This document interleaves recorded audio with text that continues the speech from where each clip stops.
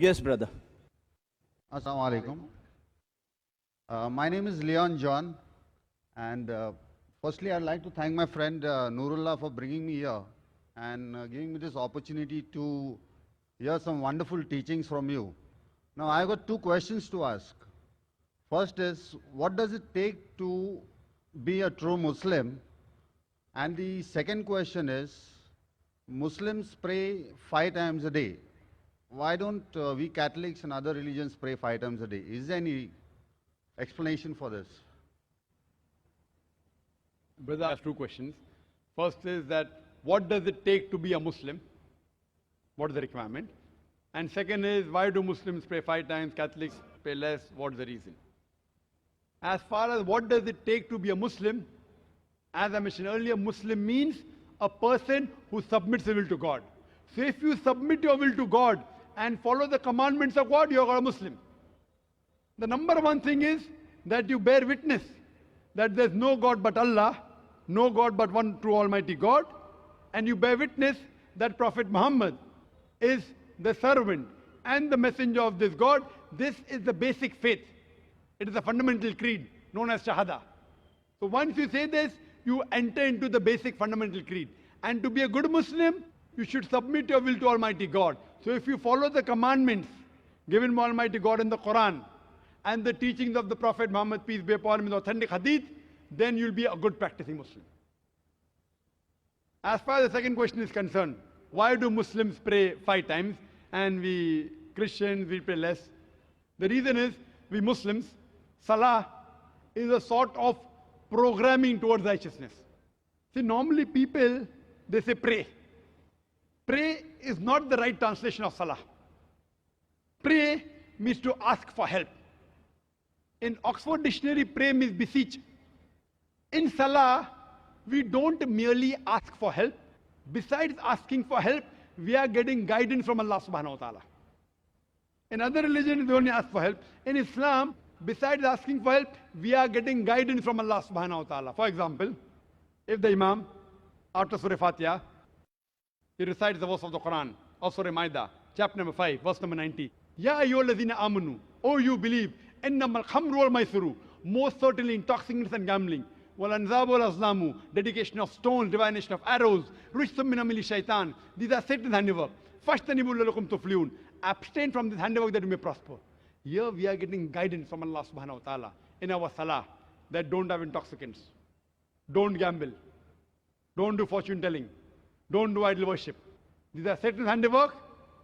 Abstain from it that you may prosper. So besides asking for help, besides asking, we are getting guidance from Allah subhanahu wa ta'ala and we are thanking Allah subhanahu wa ta'ala. So I prefer calling salah as programming towards righteousness. And if we analyze today, the amount of evil we see around us, bad things happening, evil thing, obscenity, cheating, there are high chances that we can get deprogrammed. How a doctor tells you, for a healthy body, 3 meals a day. So our Creator, Almighty God, knows that we have to be programmed 5 times a day so that we will be on the straight track. So He's our Creator, He knows that. So if you are a true Christian, even you should offer 5 times. You know why? Because if you read your scriptures, the book of Acts, like how we do ablution, Surah Maida chapter 5, verse number 5, that you have to wash your hands, wash your face, rub the head with water, and wash the feet up to ankle. Similarly is mentioned in the book of Acts. Similarly in the book of Exodus, that Aaron and Moses, they washed their face and hands before they appeared in front of the Lord.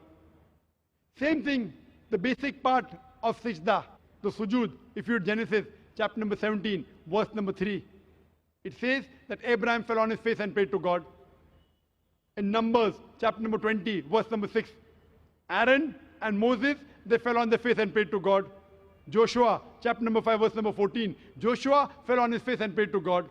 If you read the Gospel of Matthew chapter number 26, that Jesus Christ, peace be upon him, in the Garden of Gethsemane, he took a few steps forward and fell on his face and prayed to God.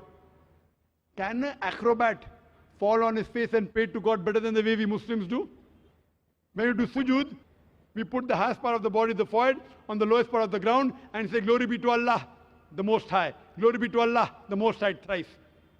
So all the prophets of the Bible, they prayed the same way as we Muslims pray. And Jesus Christ, peace be upon him, said in the Gospel of John, chapter number 16, verse number 12 to 14, I have many things to say unto you, but ye cannot bear them now. For he, when the Spirit of truth shall come, he shall guide you unto all truth. He shall not speak of himself. All that he hears shall he speak. He shall glorify me. Now, Jesus Christ, peace be upon him, said that wait for the Spirit of truth, talking about Muhammad, peace be upon him.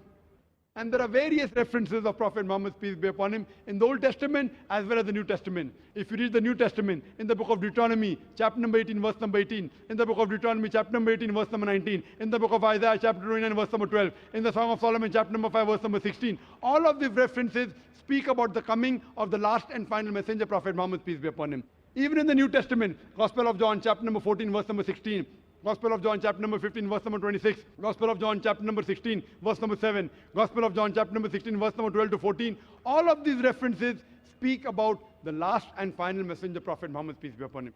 So if you're a true Christian, if Christian means a person who follows the teachings of Jesus Christ, peace be upon him, we Muslims are more Christian than the Christian themselves.